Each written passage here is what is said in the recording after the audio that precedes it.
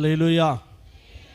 உங்கள் அனைவருக்கும் மீண்டும் பிதா குமாரன் பரிசுத்த ஆவியின் நாமத்தில் அன்பின் நல்வாழ்த்துக்களை தெரிவித்துக் கொள்கிறேன். உங்கள் கையில் பாட்டு பேப்பர் கொடுத்துருப்பாங்க, சிலர் வாங்காமல் இருப்பீங்க. ரெண்டாவது ஒரு பாடலை நாம் கற்றுக்கொண்டு தெய்வ செய்திக்கு நேராக. யாருக்கு பாட்டு பேப்பர் இல்லை அவங்களாம் கை வைத்துங்க பார்க்கலாம். பாட்டு பேப்பர் இல்லாதவங்க இந்த பாட்டு பேப்பர் இப்போ எனக்கு கர்த்தர் கொடுத்த பாட்டு இது சரிதானே? ஆமாம், இல்லாதவங்க தம்பி வாங்க, கை தூக்கினவங்களுக்கு கொடுங்க பார்க்கலாம். இதில் நம்ம 6வது பாடல் பாட போகிறோம். இரக்கமுள்ள தேவனே இரக்கமாயிரும், என் இந்திய தேச ஜனங்கள் மேல் இரக்கமாயிரும். யாருக்காவது பாட்டு பேப்பர் வேணால் கையை உயர்த்துங்க, தம்பி தருவார்.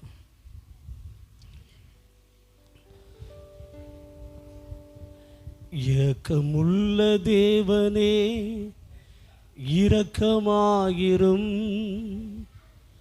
என் இந்திய தேச ஜனங்கள் மேல் இரக்கமாயிரும்.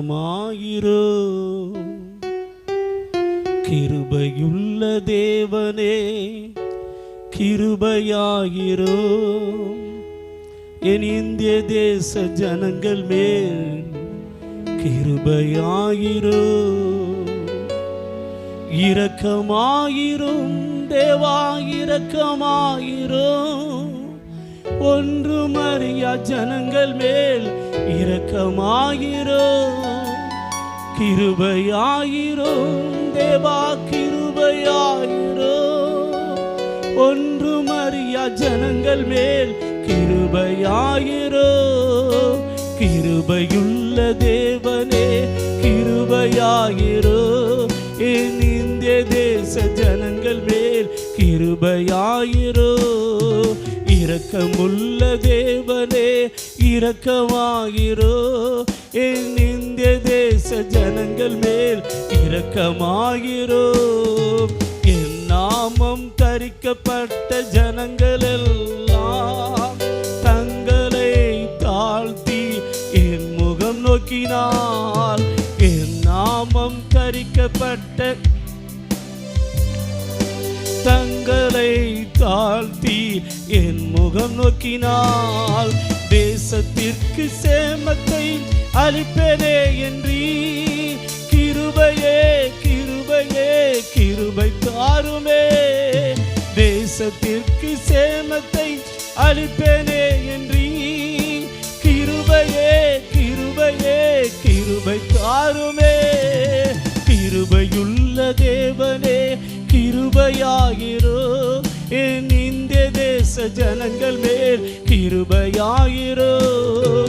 இரக்கமுள்ள தேவனே இரக்கமாயிரும், என் இந்திய தேச ஜனங்கள் மேல் இரக்கமாயிரும்.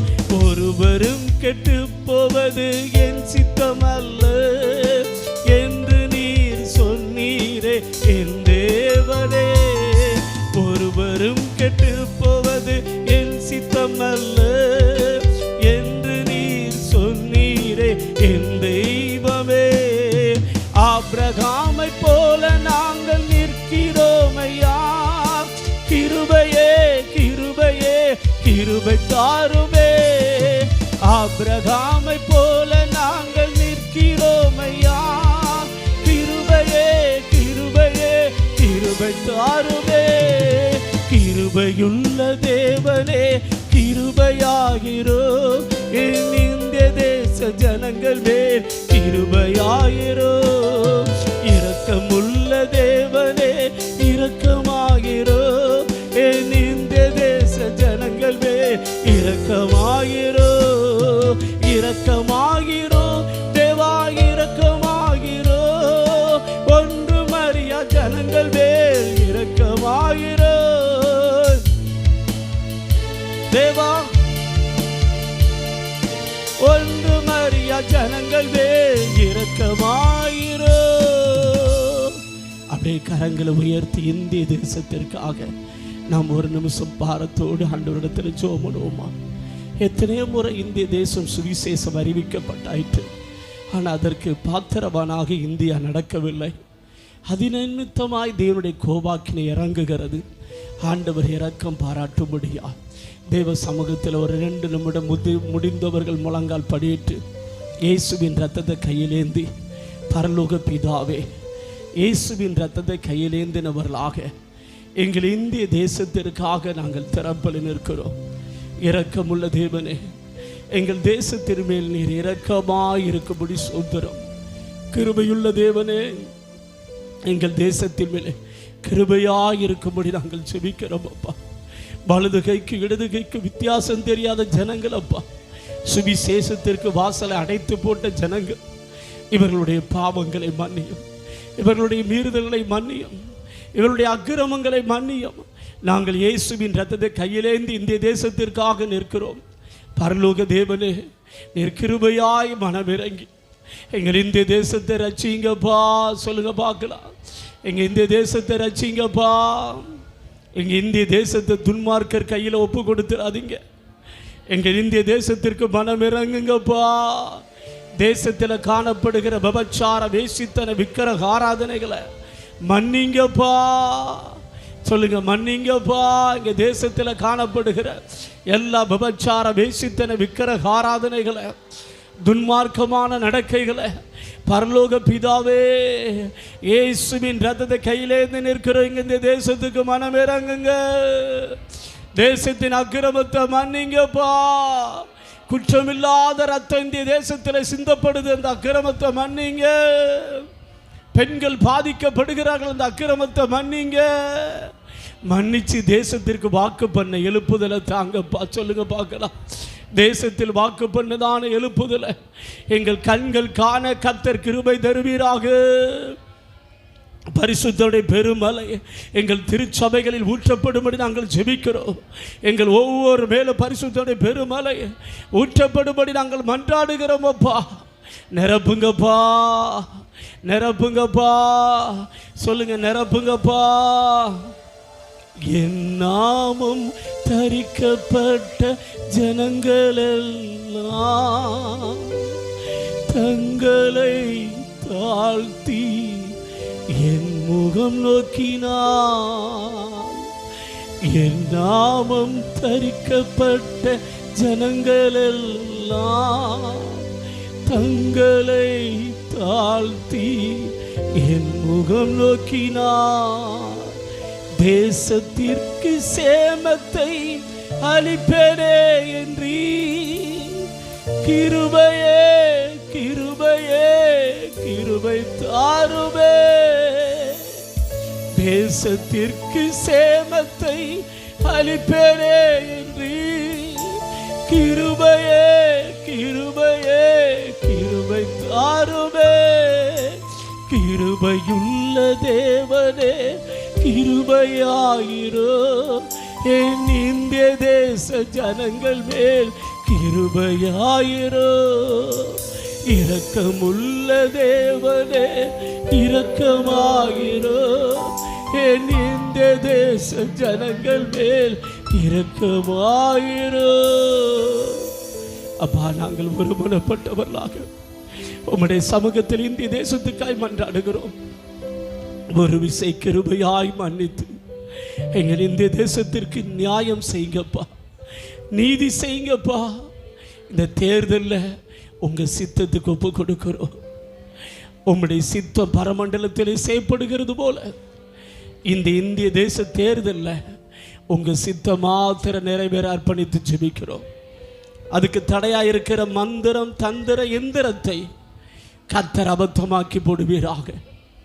கர்த்தர் அபத்தமாக்கி போடுவீராக. உங்க ராஜ்யம் இந்திய தேசத்தில் வருவதாக. உங்க சித்த இந்திய தேசத்தில் செய்யப்படுவதாக.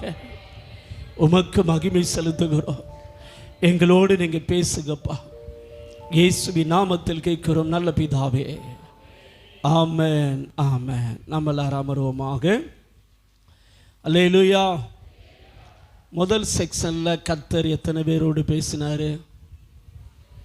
பேசினவங்களாம் கையை உயர்த்துங்க. கர்த்தர் என்னோடு பேசினார்னு சொல்கிறவங்களாம் கர்த்தர் நல்லவர். அல்லேலூயா. இந்த ரெண்டாவது செக்ஷனில் உங்களுக்கு நோட்டீஸில் கொடுக்கப்பட்டபடியே உங்களுடைய கேள்விகளுக்கு இப்பொழுது பதில் கொண்டு வரப்படுகிறது. அல்லேலூயா. முதலாவதாக, தனியாக ஏன் ஜெபிக்க வேண்டும்? ஜெயமுள்ள ஒரு வாழ்க்கை வாழ வேண்டுமானால் ஒரு மனிதன் கண்டிப்பாக தனி ஜெபம் பண்ணணும். முதலாவதாக எப்படிப்பட்ட வாழ்க்கை வாழணும்னா, ஜெயமுள்ள ஒரு வாழ்க்கை, வெற்றியுள்ள ஒரு வாழ்க்கை ஒரு மனிதன் வாழ வேண்டுமானால் கண்டிப்பாக ஜெபிக்கணும். அதில் யார் முதல் காரணம் அப்படின்னு பார்த்தீங்கன்னா, தானியேல் எழுதின தீர்க்க தரிசன புஸ்தகம் 6ஆம் அதிகாரம் 1ஆம் வசனத்திலிருந்து நீங்கள் வாசித்து பார்த்தீங்கன்னா 10ஆம் வசனத்தை வாசிங்க பார்க்கலாம். Daniel chapter 6. தானியேலோ வென்றால் அந்த பத்திரத்துக்கு கையெழுத்து வைக்கப்பட்டதென்று அறிந்த போதிலும் தன் வீட்டுக்குள்ளே போய் தன் மேல் அறையிலே எருசலேமுக்கு நேராக பல கனிகள் திறந்திருக்க அங்கே தான் முன் செய்து வந்தபடியே தினம் மூன்று வேளையும் தன் தேவனுக்கு முன்பாக முழங்கால் படியிட்டு ஜெபம் பண்ணி ஸ்தோத்திரம் செலுத்தினான். அல்லேலூயா. ஜெபம் என்றாலே முழங்காலில் நிற்பது. ஜெபம் என்றாலே இதில் நிற்பதுங்க. ஆனால் இன்னைக்கு உள்ள கிறிஸ்தவ வட்டாரங்கள் எடுத்திங்கன்னா ஜெபம் ரொம்ப ரொம்ப முழங்காலே யார் என்ன செய்யறதில்லை, போடுறதே இல்லை. இன்னைக்கு அநேகருக்கு ஜெயம் இல்லாததுக்கு ஒரு காரணம் என்ன தெரியுமா? ஜெபத்தை எப்படி பண்ணுறாங்க? முழங்காலே போடுறதில்லை, உட்காந்துட்டு ஆத்திரம் தோத்துறோம் அல்லேலூயா. எப்படி? அதனால் பிசாசு ஓட மாட்டுக்கான். அதனால் யார் ஓட மாட்டுக்கா? ரோட்டில் போகிற பிசாசு இங்கே நல்லா பாட்டு பாடுறாங்கடா, நம்மளும் சேர்ந்து என்ன செய்வோம், பாட்டு பாடுவோம்னு சொல்லி அவனும் சேர்ந்து பாட்டு பாடிக்கிட்டு இருக்கான். முன்னாடி சபையை கண்டா சாத்தான் நடுங்குவான். இன்னைக்கு சபையை கண்டா சாத்தான் என்ன செய்யறதில்லை, நடுங்கிறது இல்லை. நம்ம ஆட்கள் தான் நடுங்கிக்கிட்டு இருக்கான். What is reason? என்ன காரணம் அப்படின்னு கேட்டிங்கன்னா, ஜெபம் என்றாலே எதில் நிற்கணும்? முழங்கால் நிற்கணும். ஒரு நாளைக்கு ஒரு தேவ பிள்ளை குறைந்தபட்சம் 1 மணி நேரமாவது எதில் நிற்கணும்? எத்தனை பேர் அப்படி நிற்கிறீங்க? தினம் நான் 1 மணி நேரம் முழங்காலில் நிற்கிறேன் பாஸ்டர் அப்படின்னு சொல்லுவாங்க. யாராவது இருந்தால் கை வைத்துங்க பார்க்கலாம். 1-2 பேரை தான் விரல் விட்டு என்ன முடியுது.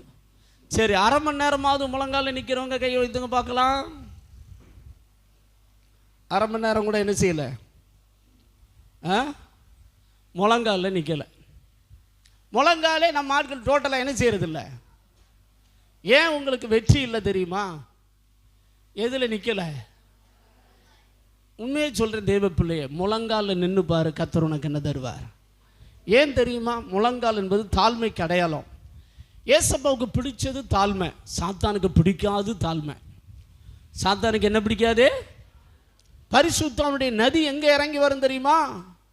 முழங்காலில் நின்னா மட்டும்தான் என்ன செய்யும், இறங்கி வரும். அதுல இந்த முழங்கால நின்று 2 கையை உயர்த்தி பாருங்களேன். மோசே அப்படி தான் கையை உயர்த்தினார். யாத்திராகமும் 17ஆம் அதிகாரம் 8ஆம் வசனத்திலிருந்து பாருங்க.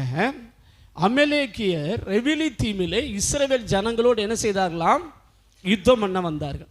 இப்போ வந்த பொழுது மோசேயும் ஆரோனும் ஊரும் இவங்கெல்லாம் மலை மேலே ஏறி, மோசே காலையில் 6 மணிலேருந்து சாயந்தரம் 6 மணி வரைக்கும் கிட்டத்தட்ட 6 hours பார்த்தீங்கன்னா கையை உயர்த்தினார். அதுக்கடுத்து அவர் கை தளர்ந்து போச்சு. உடனே பக்கத்தில் இருக்கிற ஆரோனும் ஊரும் பார்த்தாங்க, இவர் முழங்கால் போட்டு கையை உயர்த்த தண்டி இஸ்ரவேல் ஜனங்களுக்கு யோசுவா யுத்தம் பண்ணும்போது ஜெயம் கிடைத்தது. ஆனால் இவருடைய கைகள் தளர்ந்து கீழே இறங்கின பொழுது எதிரிகள் ஜெயிக்கிறார்கள் என்பதை கண்ட பொழுது ஆரோனும் ஊரும் வலது கையில் இடது கையை என்ன செஞ்சாங்கன்னா உட்கார வச்சு கையை தூக்கிட்டாங்க. உட்கார வச்சு என்ன செஞ்சாங்க, கையை கிட்டத்தட்ட எவ்வளவு நேரம் தெரியுமா? அந்த 12 hours. எவ்வளோ நேரங்க? 12 மணி நேரம். 6 hours வந்து நேர் முழங்கால நின்று கையை தூக்குனாரு. 6 hours பார்த்தீங்கன்னா உட்காந்து கையை தூக்குறாரு. அப்படி கையை தூக்குனதுனால அமலேக்கியர் மேல் இஸ்ரவேல் ஜனங்களுக்கு கர்த்தர் என்ன கொடுத்தாரு? ஜெயம் கொடுத்தார். நம்ம எத்தனை வேளைகளில் முழங்கால் போட்டு ஜெபம் பண்ணுறோம்? ஜெபமே நம்ம ஆட்கள் என்ன செய்யறதில்ல. ஏன் சில ஆட்கள் சொல்கிறான், உட்காந்து முழங்கால் போட்டு உட்காந்து ஜோம்னாலே பாஸ்டர் கொட்டாவியாக வருது பாஸ்டர். என்ன ஆவி வருது? கொட்டாவியாக வருது பாஸ்டர். ஏன் கொட்டாவி வருது? அந்த கெட்ட ஆவி ஏன் வருது? முழங்கால் என்ன செய்ய மாட்டுக்க. ஜெர்மனி தேசத்தில் ரத்த வெறி பிடித்த ராணி அப்படின்னு சொல்லி மேரி, அவள் பேர் வந்து ராணியாக இருந்தவ பேர் மேரி. அவள் ஆர்சி பேக்ரவுண்டு, அவளுக்கு ஆர்சிக்காரங்கள் மட்டும்தான் அங்கீகாரம். பெண்டிகாஸ்ட் ஊழியக்காரனுக்கு அங்கீகாரமே கிடையாது. புரொட்டஸ்டன்ட் சபைகள்லாம் துன்புறுத்தினால், பெண்டிகாஸ்ட் சபைகள்லாம் துன்புறுத்தினால், எல்லாத்தையும் பார்த்து ஷூட் பண்ணால், அரெஸ்ட் பண்ணால், பல காரியங்கள் நடந்தது. ஆனால் ஒரு ஊழியக்காரனை அவளால் ஒன்றுமே பண்ண முடியல. இராணுவத்தை அனுப்பிட்டா. இத்தனைக்கும் அவனை கைதி பண்ணி அவனை காலி பண்ண அப்படின்னு இராணுவமே வந்து சுற்றி ரவுண்டு பண்ணுச்சு. ஈவன் ராபர்ட்ஸ் என்று சொல்லக்கூடிய இந்த தேவ மனிதனை சுற்றி. ஆனால் ஒன்றுமே பண்ண முடியல. இராணுவத்தாலையும் ஷூட் பண்ண முடியல. இராணுவமே ரிட்டர்ன் ஆயிடுச்சு. அவள் எவ்வளோ ட்ரெக் பண்ணி பார்த்தா ஒன்றுமே பண்ண முடியல. ஆனால் ஃபைனலாக அவள் ஒரு அறிவிப்பு கொடுத்தா. என்ன தெரியுமா? நான் எதற்கும் பயப்படுற ஆள் கிடையாது, நான் எதற்கும், ஆனால் இந்த மனிதனுடைய முழங்காலுக்கு நான் நடுங்குகிறேன் என்று அறிவிப்பு கொடுத்தான். மனிதனுடைய எதுக்கு நடுங்கினாலா? ஐயா உங்கள் முழங்கால் எப்படி இருக்குது? உங்கள் முழங்கால கொஞ்சம் பாருங்க. அப்படியே பளபளன்னு பொண்ணோ பூவோ, பட்டும் படாமலும் தொட்டும் தொடாமலும். சென்னையில் சாம் சுந்தரம் சொல்லி ஒரு ஊழியக்காரர் இருந்தார், தெரியுமில்ல உங்களுக்கு? அதுக்கு பிறகு சுந்தரம் பாஸ்டர் வந்தார். இந்த சாம் சுந்தரம் பாஸ்டர் ஊழியத்தில் இருக்கும் பொழுது ஒரு ஊழியக்காரர் வந்து, அவர் சபை கட்ட வேண்டும், எங்கள் சபை வளர்ச்சி வேண்டும், நீங்கள் அதற்கு ஏதாவது ஹெல்ப் பண்ணுவீங்கன்னு சொல்லி நான் வந்திருக்கேன் அப்படின்னாரு.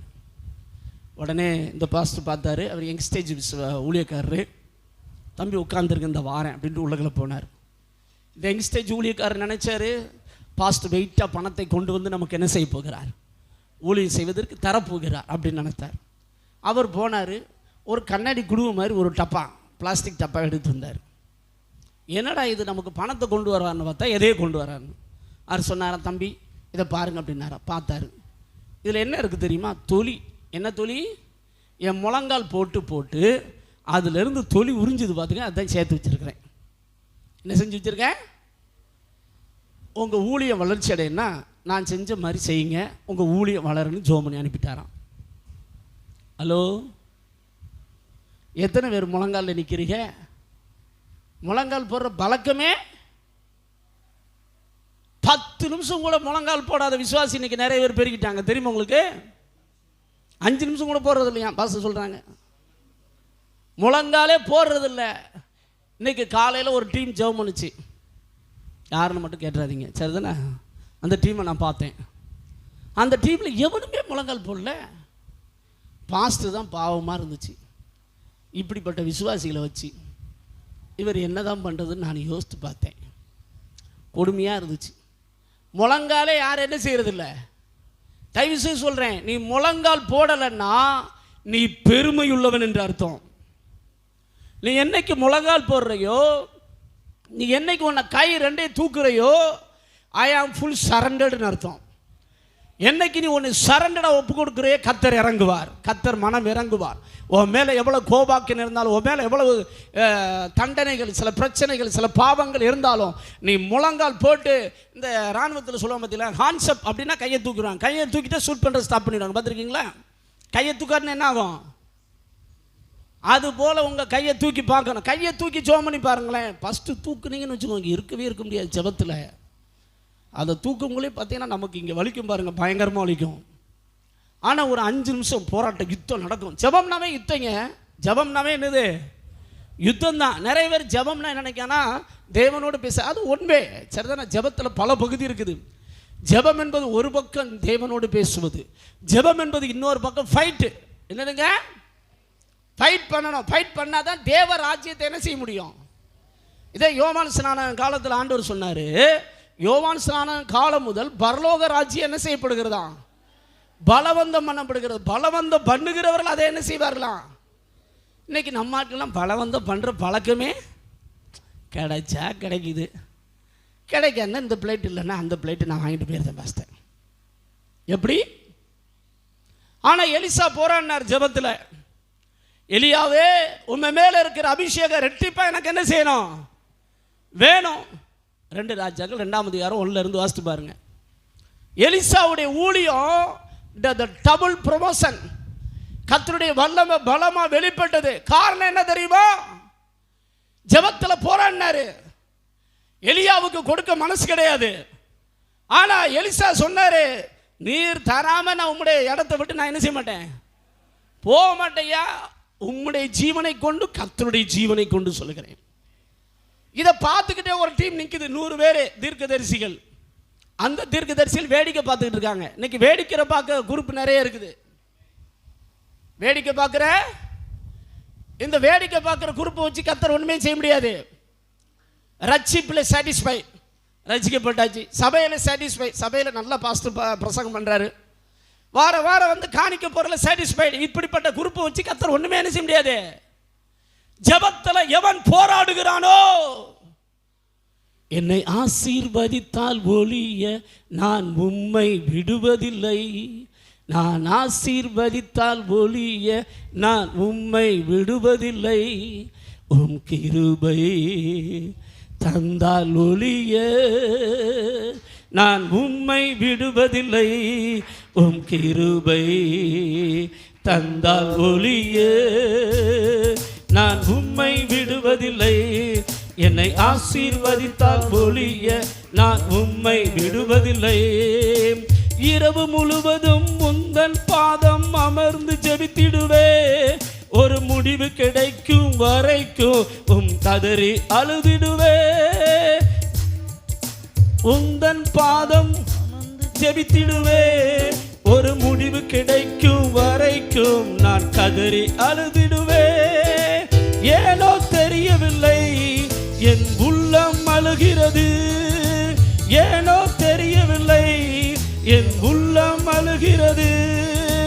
என் தேவனே, என் இயேசுவே, என் தேவனே, என் இயேசுவே, இந்த ஒரு விசை இறங்கிடு, இந்த ஒரு விசை இறங்கிடு, இந்த ஒரு விசை இறங்கிடு, உம் கிருபை தந்தால் ஒழிய நான் உம்மை விடுவதில்லை, உம் கிருபை தந்தால் ஒழிய நான் உம்மை விடுவதில்லை, என்னை ஆசீர்வதித்தால் ஒழிய நான் உம்மை விடுவதில்லை, என்னை ஆசீர்வதித்தால் ஒழிய நான் உம்மை விடுவதில்லை. இப்படி எத்தனை பேர் ஜெபம் பண்றீங்க? இப்படி எத்தனை பேர் ஜெபம் பண்றீங்க?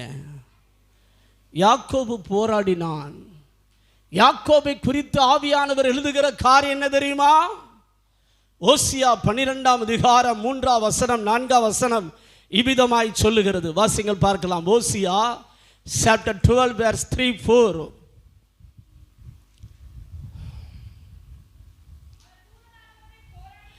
அவன் தூதனானவரோட போராடி மேற்கொண்டான். எப்படி ஜெபம் பண்ணானா? அழுது அவர் நோக்கி என்ன செய்தானா? ஐயா, ஜெபம்னா என்னன்னு தெரியுமா? ஆண்டவராகிய இயேசு கிறிஸ்துவின் ஜெபம், கேளுங்கள் அப்பொழுது உங்களுக்கு கொடுக்கப்படும், தேடுங்கள் அப்பொழுது கண்டடைவீர்கள், தட்டுங்கள் அப்பொழுது திறக்கப்படும். இந்த வசனம் எல்லாருக்கும் கிளிப்புள்ள மாதிரி தெரியும். ஆனால் இதுக்கு முன்னாடி கர்த்தர் சொன்னதே கெஞ்சி ஜெபம் பண்ணணும் தான். மத்தேயு 7ஆம் அதிகாரம் 7ல இருந்து இதை ஸ்டார்ட் பண்றோம். ஆனால் லூக்கா எழுதின சுவிசேஷம் 11ஆம் அதிகாரம் 5லிருந்து நீ வாசித்து பார்த்தேனா, ஆண்டவர் மேலும் நான் உங்களுக்கு சொல்லுகிறேன், கேளுங்கள் அப்பொழுது உங்களுக்கு கொடுக்கப்படும் அப்படின்னு சொல்றதுக்கு முன்னாடி ஒரு சம்பவத்தை சொல்லுகிறார். 2 சிநேகிதர் இருக்கிறார்கள். அதில் ஒரு சிநேகிதன் நைட்டு படுத்து தூங்க போற நேரத்தில் இன்னொரு ஃப்ரெண்டு வந்து சொல்றான், ஐயா எனக்கு ஃப்ரெண்டு வந்திருக்கிறான், 2 அப்பத்தை எனக்கு கடனாக தர வேண்டும். எப்படி தரணுமா? கடனாக தர வேண்டும் அப்படின்னு. உடனே அவன் உள்ளுக்குள்ள இருந்து சொல்றான், ஐயா தர முடியாது, என்ன செய்ய முடியாது, தர முடியாது அப்படின்னு சொல்லிட்டு அதுல ஒரு வேர்டு ஆவியானவர் எழுதுகிறார். அவன் தனக்கு சிநேகிதனாய் இருக்கிறது நிமித்தம் தராமல் அவன் வருந்தி கேட்பது நிமித்தம். எப்படி கேட்கிறானா? எப்படி கேட்கிறானாங்க? அந்த வசனத்தை வாசிங்க பார்க்கலாம். பின்பு தனக்கு அவன் சிநேகிதனாய் இருக்கிறது நிமித்தம், இன்னும் அவன் தனக்கு சிநேகிதனாய் இருக்கிறது நிமித்தம் எழுந்து அவனுக்கு கொடாவிட்டாலோ தன்னிடத்தில் அவன் வருந்தி கேட்கிறது நிமித்தமாவது, அவன் எப்படி கேட்கிறானா? வருந்தி கேட்கிறது நிமித்தமாவது எழுந்திருந்து அவனுக்கு தேவையானதை கொடுப்பான் என்று உங்களுக்கு சொல்லுகிறேன். தேவையானதை கொடுப்பான் என்று உங்களுக்கு சொல்லுகிறேன். மேலும் அப்படின்னு ஆவியானவர் ஸ்டார்ட் பண்றாரு. எப்படி ஸ்டார்ட் பண்றாரு? மேலும். அப்ப நல்லா கவனிக்கணும். கேளுங்கள் அப்படிங்கிறது நிறைய பேருக்கு பழக்க தோஷமாய் போச்சு.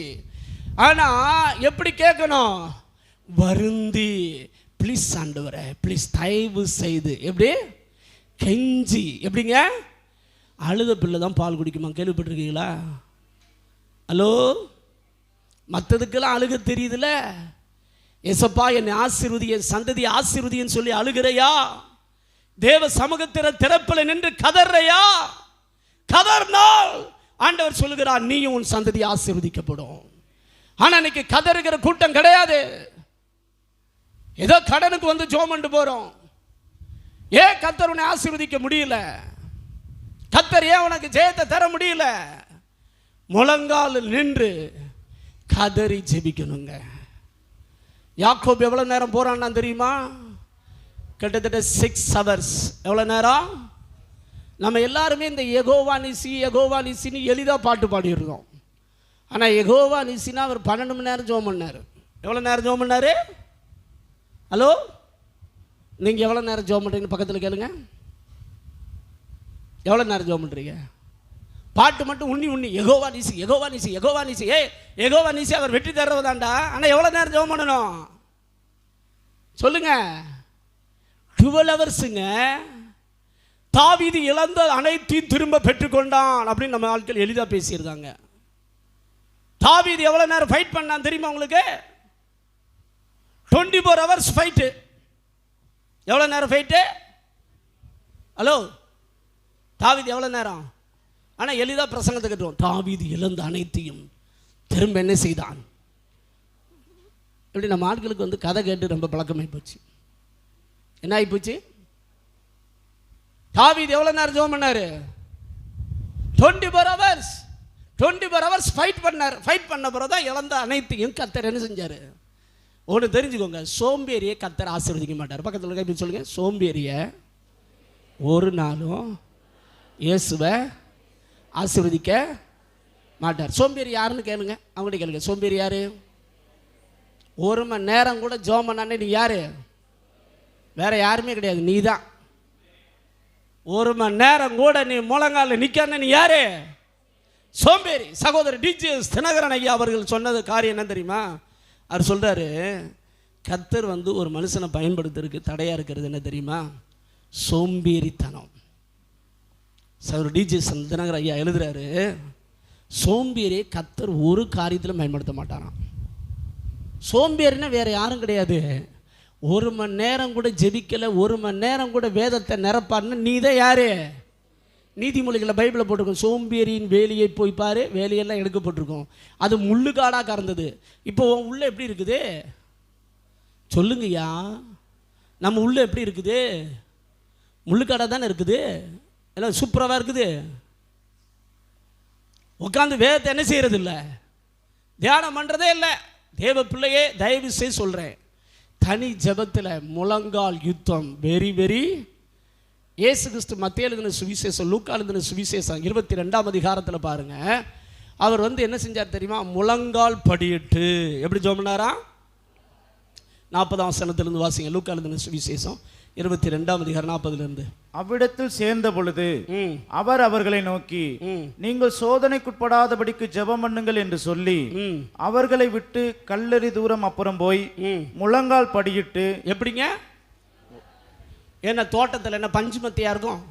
இப்படி பாய் போட்டு, இப்படி பளிங்கு தரையெல்லாம் போட்டு, அப்படி சூப்பராக வலுவழுப்பாக இருக்கான் சொல்லுங்கய்யா. ஏசுப்பா என்ன பண்ணாரு? முழங்கால் படிட்டு, பிதாவே பிதாவே உமக்கு சித்தமானால் இந்த பாத்திரம் என்னை விட்டு நீங்கும்படி செய்யும்.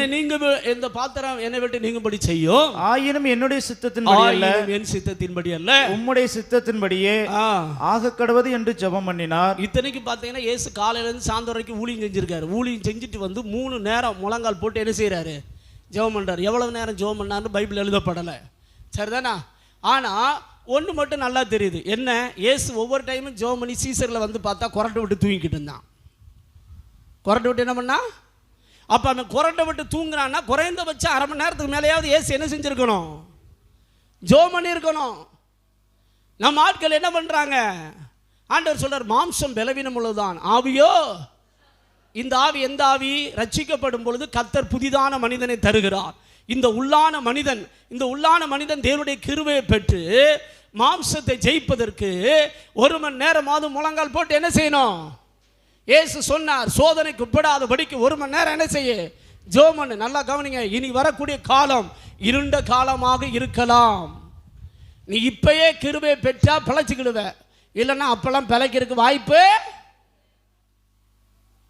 தயவு செய்து சொல்றேன், நேர் முழங்கால நில்லுங்க. தானியேல் இந்த பாபிலோன் தேசத்துக்கு சிறை கைதியா வரும்போது அவனுக்கு வயது 16 இருந்து 18. முதல் அதிகாரத்தில் தானியேல் 1ஆம் அதிகாரத்தை வாசித்து பார்த்தீங்கன்னா, அந்த முதல் அதிகாரத்திலிருந்தே அவன் 6ஆம் அதிகாரம் 10ஆம் வசனத்தில் முழங்கால் போடும்போது அவனுக்கு வயது 80 இருந்து 85. எத்தனை வயசு? 80 இருந்து 85. ஆனா எதுல ஜெபம் பண்ணாரு? முழங்கால் போட்டாரு, ஜெபம் பண்ணாரு, சோத்திரம் பண்ணார். அவனுடைய வாழ்க்கையில வெற்றியின் ரகசியம் என்ன அப்படின்னு கேட்டானா, தனி ஜெபத்தை எக்காரணத்தை கொண்டு யாருக்காக விடல. அல்லேலூயா. ஆதியில கொண்டிருந்த அன்பு அவனுக்கு அப்படியே இருந்துச்சு. இன்னைக்கு நம்ம ஆட்களுக்கு பார்த்தீங்கன்னா, கஷ்டப்படும் போது ஒழுங்கா ஜெபம் பண்றான், வசதி வந்துருச்சுன்னா கழுத தெரிஞ்சு கட்டெரும்ப மாதிரி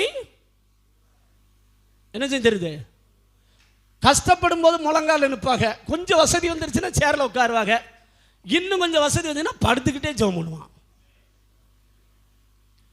நீ படுத்துக்கிட்டு ஜெபம் பண்ணா உன்னை பார்க்குற பிள்ளை என்ன செய்ய நினைக்கிற? நீயே படுத்து ஜெபம் பண்ணேன்னா அது பிளாட் ஆகி தூங்கிடும். உன்னை பார்க்குறவங்க எப்படி இருப்பாங்க? முழங்கால நிற்கிறீங்களா? முழங்கால் தேயுதா? முழங்கால் உறிஞ்சிருக்குதா? ஐயா, விளையக்கரையும் கொடுக்காம ஜெயமுள்ள வாழ்க்கை. இத்தனைக்கு தானியேல் யாரு தெரியுமா? 127 நாடுகளுக்கு நிதியமைச்சர். எத்தனை நாட்டுக்கு? நீங்க எத்தனை நாட்டுக்கு நிதியமைச்சரா இருக்கீங்க? கேளுங்க, பக்கத்தில் கைப்பிடிச்சு கேளுங்க, நீங்க எத்தனை நாட்டுக்கு நிதியமைச்சரா இருக்க? என் வீட்டுக்கு கேட்டா நிதியமைச்சர் கிடையாது, ஆனா கேட்டா ஒரே பிஸி. எப்படி? ஒரே பிஸியோ பிஸி. ஜெபம் பண்ணுறதுக்கு நினச்ச நேரம் ஜெபம் பண்ணுவேன், மாப்பிள்ளை வீடு மாதிரி. எப்படி? நினச்ச நேரம் என்ன செய்வாங்களாம்? உன் வாழ்க்கையில் முன்னேறாததுக்கு காரணமே நினச்ச நேரம் ஜெபம் பண்ணுறது தான். நினச்ச நேரம் ஜெபம் பண்ணக்கூடாதுமா. கர்த்தருக்குன்னு ஒரு பிக்சல் டயத்தை ஒதுக்கி அந்த நேரத்தில் யாருக்காகவும் நீ விடாமல் என்ன செய்யணும் தெரியுமா? ஜெபம் பண்ணணும். அல்லேலூயா. யூதர்களுடைய கல்ச்சர் படி அந்தி சந்தி மத்தியான வேலையில் அவங்க தியானம் பண்ணி முறையிட்டாங்க. எந்த நேரத்தில்? அந்தி சந்தி.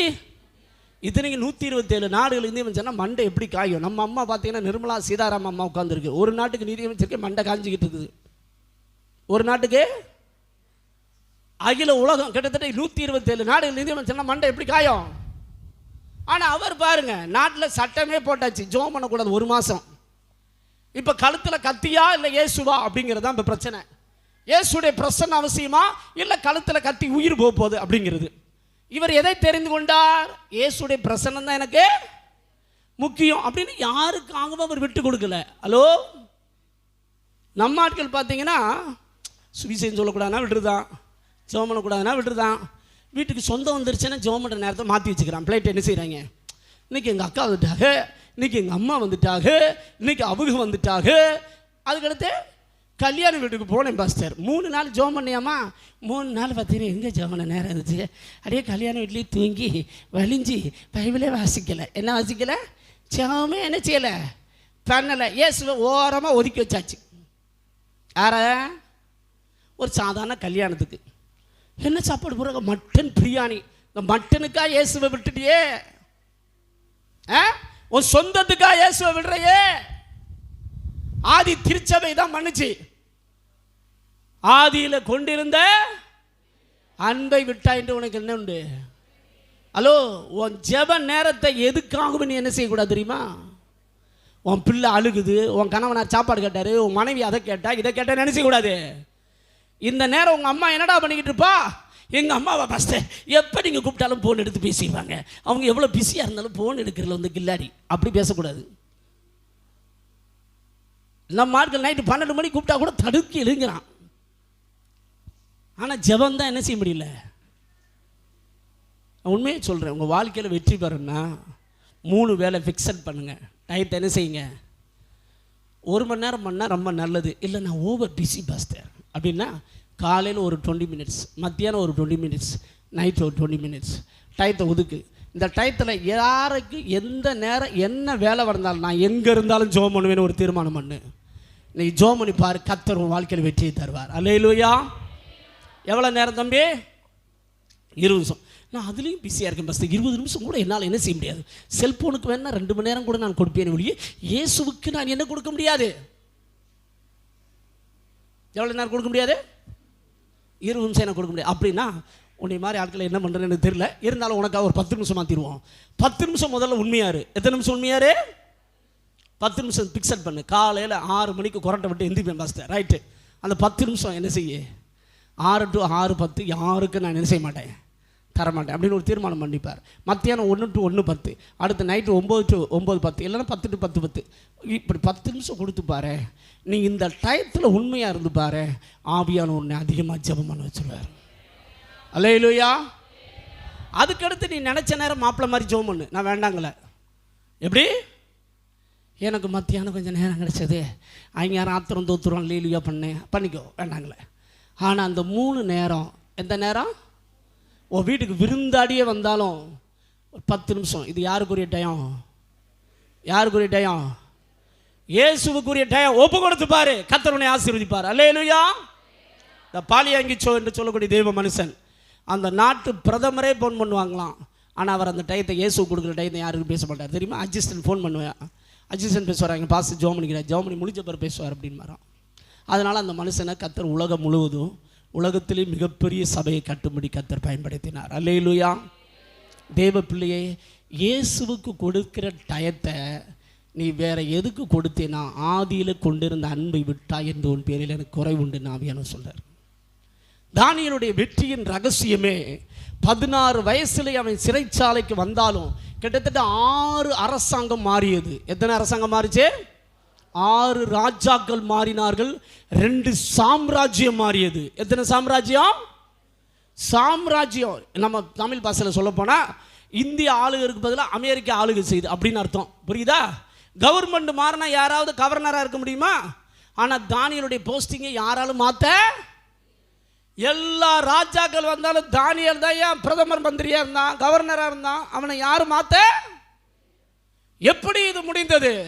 வாழ்க்கையில் சக்சஸ்ஃபுல்லுக்கு காரணம் என்ன?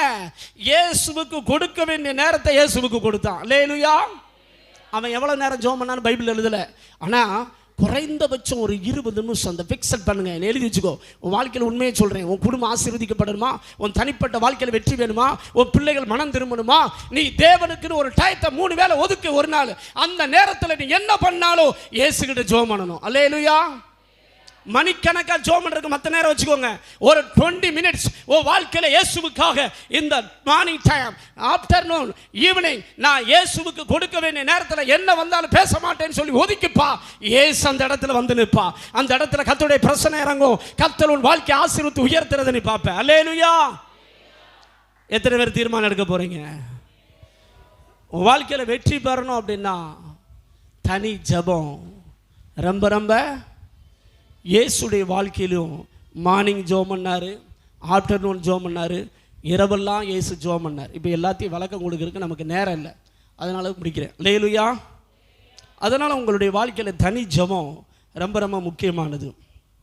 அது மாத்திரமல்ல, உங்களுடைய வாழ்க்கையில் தனி ஜெபத்தினால் என்ன நடக்குது அப்படின்னு கேட்டிங்கன்னா, யாக்கோபு நிருபம் 5ஆம் அதிகாரம் 17, 18 வாசிங்க பார்க்கலாம்.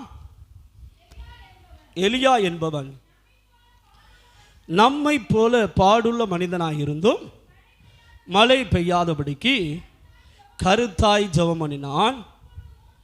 அப்பொழுது 3 வருஷமும் 6 மாதமும் பூமியின் மேல் மழை பெய்யவில்லை. மறுபடியும் ஜெபம் பண்ணினான்.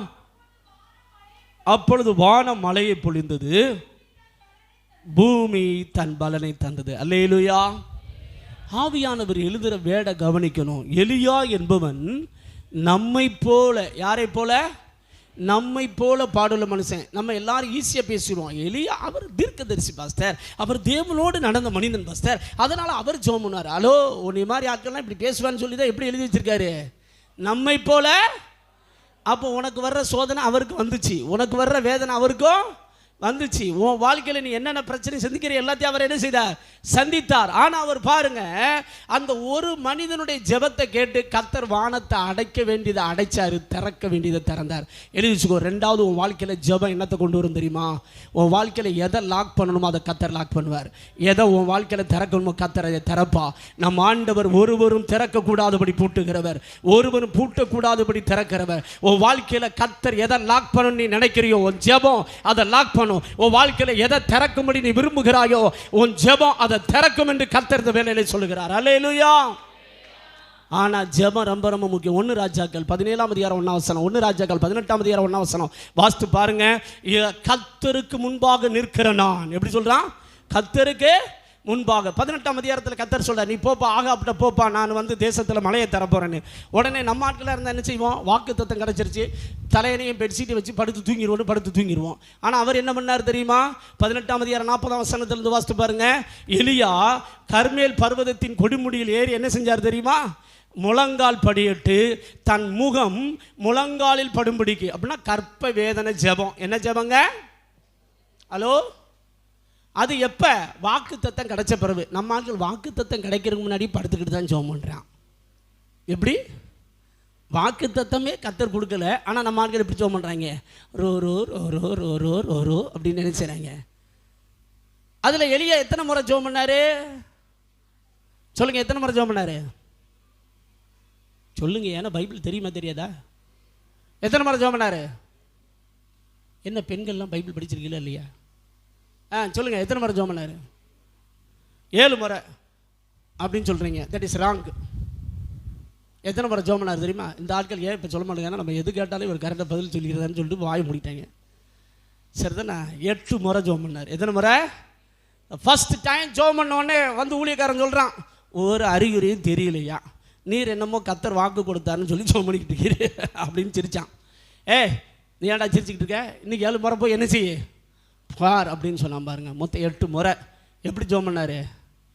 அவருக்கு 5 வயசு எத்தனை இருந்திருக்குன்னு நினைக்கிறீங்க?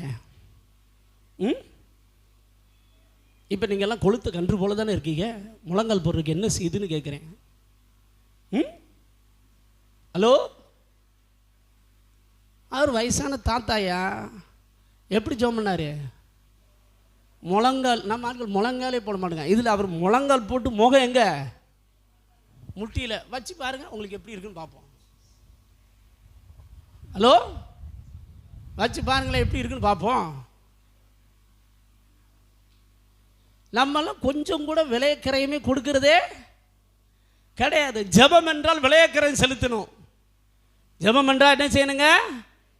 விலையக்கரையும் செலுத்தினாதாங்க கர்த்தர் ஆசீர்வதிக்க முடியும். நம்ம ஒரு காரியத்துக்கு, இதில் பெரிய பிரச்சனை என்ன தெரியுமா? அவர் ஒரு மனுஷன் இருக்கிறது தமிழ்நாடு அளவுக்கு நாடு. இந்த தமிழ்நாடு முழுதும் இருக்கிற ஈவில் ஸ்பிரிட் எல்லாம் இவர்கிட்ட போராடி இருக்குமா? போராடி இருக்காதா? சொல்லுங்க.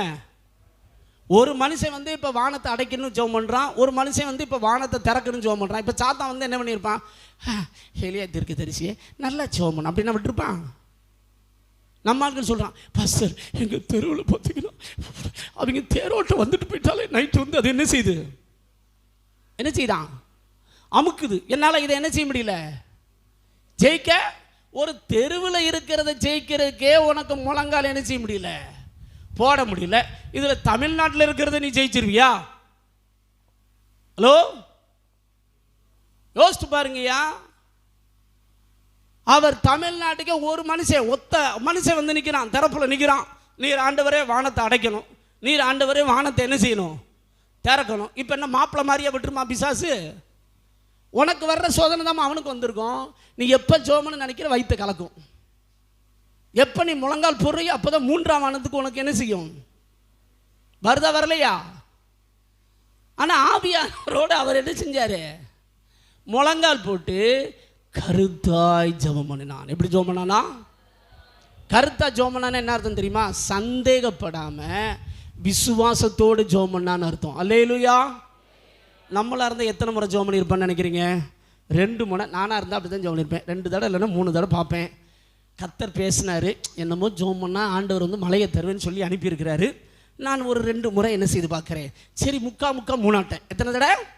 உனக்கு வேண்டாம், எனக்கு வேண்டாம். 3 தடவை ஜெபம் பண்ணி பார்ப்போம். மழை வர்ற மாதிரி தெரியல. அப்போ கர்த்தர் பேசுனது எனக்கு தெரியல, நான் விட்டுதேன். டாடாய், அப்படித்தானே விட்டுருப்போம். ஹலோ, இன்னைக்கு ஏன் வாக்குத்தத்தம் நிறைவேறல அப்படின்னா, வாக்குத்தத்தத்தை விசுவாசித்து விசுவாசத்தோடு நம்ம ஜெபிக்கிற பழக்கமே நிறைவேறும் அளவு என்ன செய்யணும்? உனக்கு தெரியுமா, நம்ம ஆண்டவர் பட்சபாதம் இல்லாத தேவன். இன்னைக்கு அப்படிப்பட்டவங்க ஜெபிக்கிறது இல்லாதனால தான் கர்த்தர் தம்முடைய வல்லமையை வெளிப்படுத்த முடியும். இந்த நேரத்தில் ஆண்டவர் தீர்க்க தரிசனமாக சொல்கிறாரு, ஆவியானவர் இங்கே இருக்கிறவங்களை பார்த்து சொல்கிறாரு, இப்படி திறப்புல நின்று யார் ஜெபிக்கிறாங்களோ அவங்க மூலமாக நான் என் வல்லமை இந்த உலகத்துக்கு நிரூபித்து காட்ட நான் வல்லமையுள்ளவர், இதை சொல் என்று ஆவியானவர் எனக்கு சொல்கிறாரு. இன்னைக்கு கர்த்தர் சபையின் மூலம் வல்லமையை வெளிப்படுத்த முடியல.